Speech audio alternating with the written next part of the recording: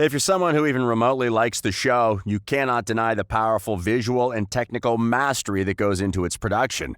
All of the fantastically terrifying demons and monsters like the Demogorgon and the Mind Flayer are all a result of the VFX expertise that the production has.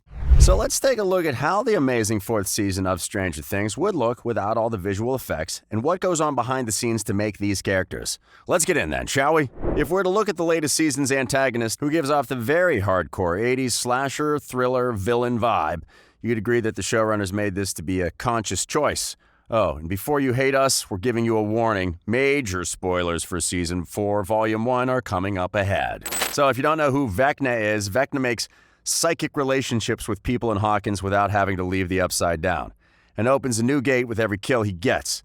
The finale of Volume 1 revealed his identity, before he was doomed to the Upside Down, was 1, played by Jamie Campbell Bower.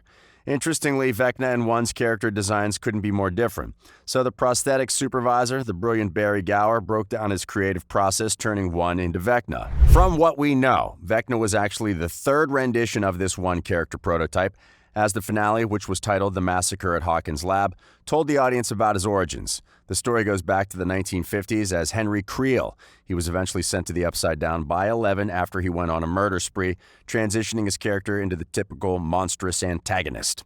Unlike the Mind Flayer's physicality that was the result of Season 3's grueling VFX work, Vecna is the result of some expertly made prosthetics that look much more realistic.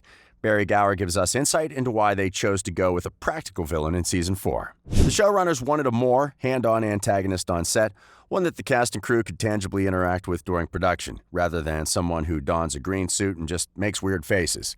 This could also explain why Vecna has a very particularly humanoid quality to him. And truthfully, 90 to 95% of what we see in the final cut is the SFX and VFX team's work in the flesh, quite literally. So more on the director's practical villain approach, it's interesting to notice how Upside Down Monster actually utilizes tools like language and psyche to deliberately torment his targets from their own minds. That's how he's characterized on paper. But if we come to the practicality of the character, the Vecna who was seen in the first volume wasn't fully just a computer-generated render, that was all VFX. A lot of what we've seen so far has been mainly gnarly but sublime prosthetic work. Needless to say, Jamie Campbell Bower and the SFX team spent the most time on set, admittedly having the most challenging job, as Barry Gower attempted to illustrate how he had to put on a 24 or 25-piece prosthetic makeup suit, all that had to be glued to his skin every day.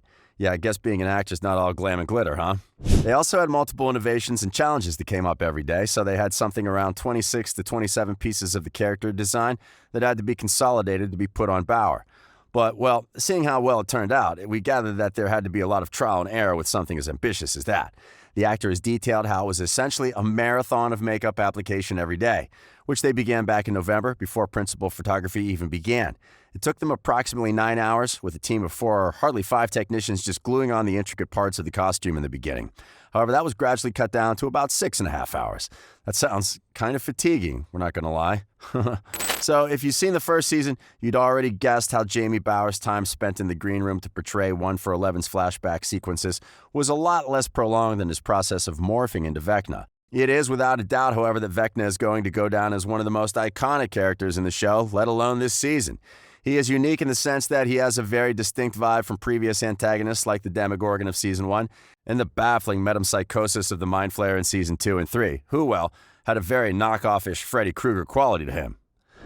But getting back to the Upside Down's boogeyman, there's a reason why putting the look together each day took like 7 hours. Barry Gower weighed in on how they started off with a full-body life-size casting procedure. They had to use air-drying modeling clay to build the cast for Gower's body. They then had to segment the cast into different pieces to make the casting molds, and then fill the molds with different materials, alternating between silicone and foam latex, depending on which body part was being casted. And then for the exterior, most of it was just chunky patchwork done by using pieces of quilt, which was all pre-manufactured in London. So when all of their homework was done, all they had to do was compose everything together on the actor's skin with their makeup and prosthetic magic, and then complete the look with airbrushes and inks to make it all come together. Whew, talk about a long workday, huh? Evidently, there's a reason why there was a 3-year hiatus between the 3rd and 4th season of Stranger Things. Duffer himself has said how the last episode of the much-anticipated Season 4 has more VFX sequences than the entirety of Season 3 combined. Now, that's saying something, isn't it? According to the showrunners, there's one very special, very long and intensely ambitious scene in the season finale that goes on for about an hour.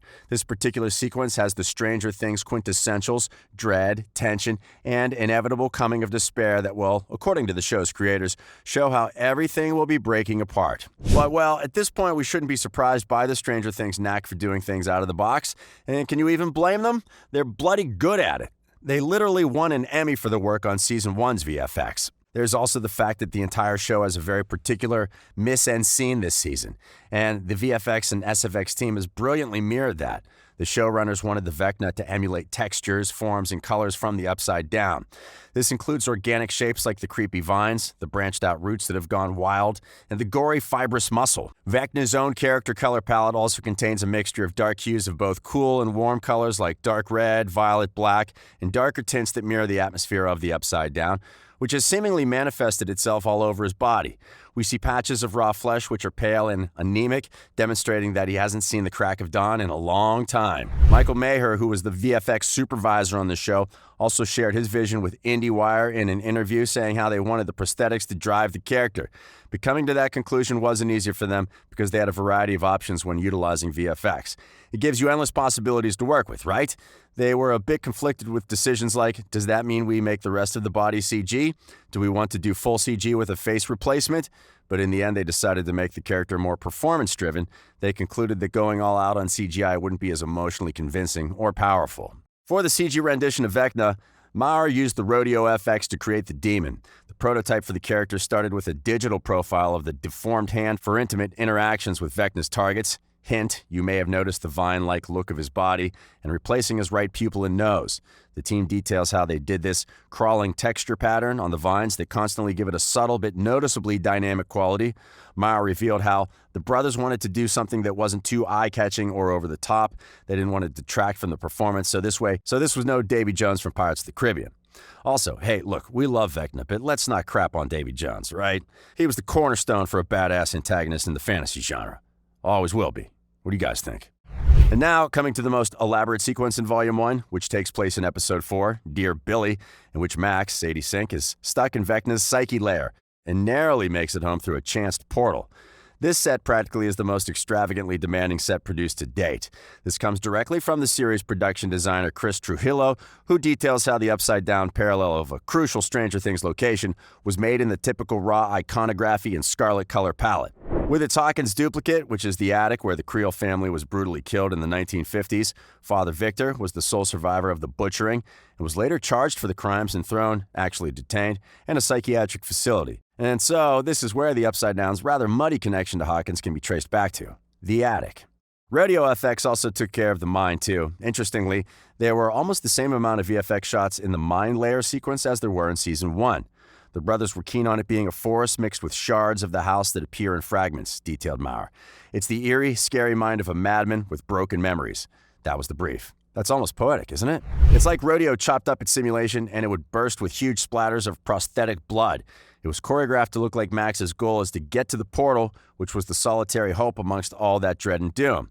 If you've seen that sequence, you'd know how kind of beautifully bizarre it looms when it's seen ripping away for a view into the cemetery. Additionally, that scene where she's stuck in the vines, that's all visual effects too. The texture we see mirrors Vecna, who's controlling the whole spacum, almost becoming one with it. He's seen connected to the vines that lift him up almost like clockwork for a spider on its web, right? Speaking of spiders, Black Widows are a big part of this season. They serve as an allegory. Maybe take a guess after this video's over. No hints for this one, sorry. But well, Maher's favorite part was its dark and ominous environment that they got to create, especially building up to Season 5, which is where it will all come to an end. It's dramatically satisfying. Introspectively, it shows how the kids have matured, how you need to abandon some of the childlike qualities and essentially face the darker elements of life, he explained. We see how the first was about themes like friendship, and this season plays with power dynamics, and we're yet to see how they all come to clash in the upcoming volume of Stranger Things Season 4. But that's all we have for today, folks. For more videos like this, press the bell icon so you know when our new video is up. Until then, bye.